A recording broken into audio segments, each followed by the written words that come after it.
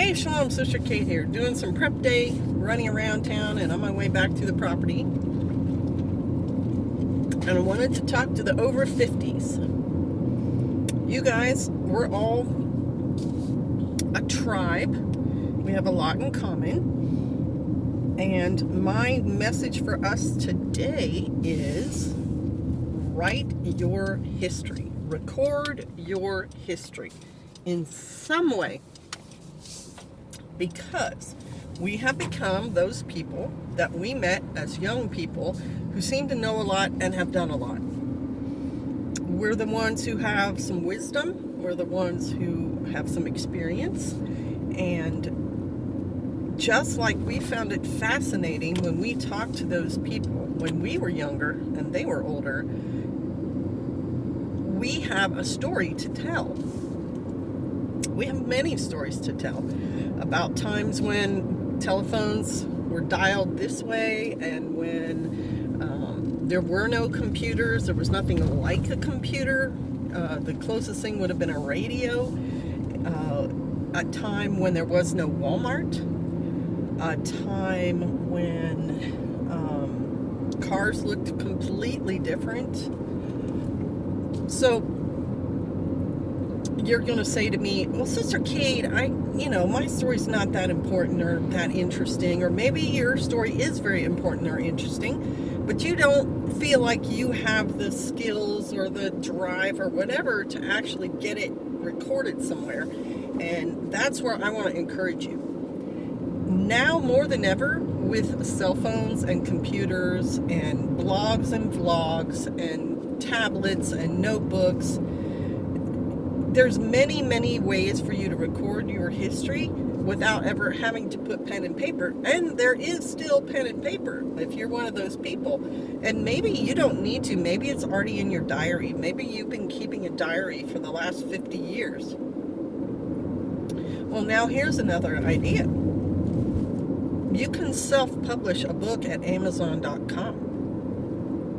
And you can do it yourself, or maybe you have grandchildren or children who'd be interested in helping you take your 50 years worth of diaries and kind of either make it into a series, so have a number of books. And I'll just let you know, generally speaking, a novel is 70,000 words.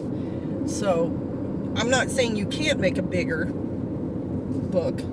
If you have all those diaries, you certainly can. You can make a 1,000-page book if you want to. Or you could just start entering each diary and publish it that way and have a series that's 100 books long. I don't know. That's all that is for you to decide. My message to you is you can do it. You can get it out. Even if you're 70, if you start spending time on it, you can do this. You can just speak it if you want to. You can have your whole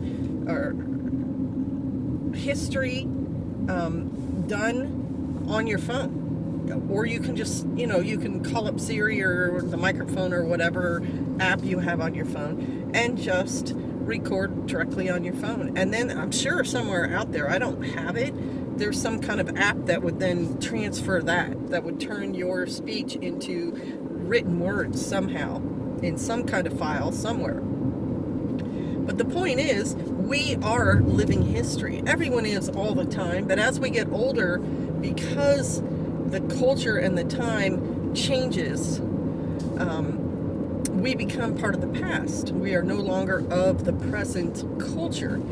Obviously, I'm not of the present culture. I'm dressing intentionally that I am not part of the present culture that, is all about beads and danglies and spanglies and tight-fitting clothes and so on. And it's probably partially because I do remember a time before this time when things were different. When I was a child, adults still dressed kind of, more formally than they do now. And it could be a little throwback to that. This is definitely a style of dress that was in like 20 years ago.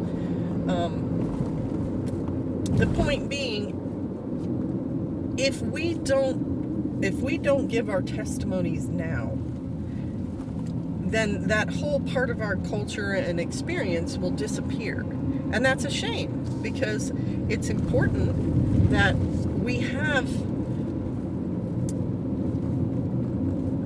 personal testimonies from periods of time, because that's what gives historians and archaeologists and scientists who study people, that's what gives them the real facts, the real look back. Not because, I'll just give you a real quick example. The King Arthur legends that most people have heard of were written by French people in the 1100s, and he lived back in like the 400s and 500s. So whatever they write about him is, 600-700 years removed, and so it's going to be different than what the actual reality was.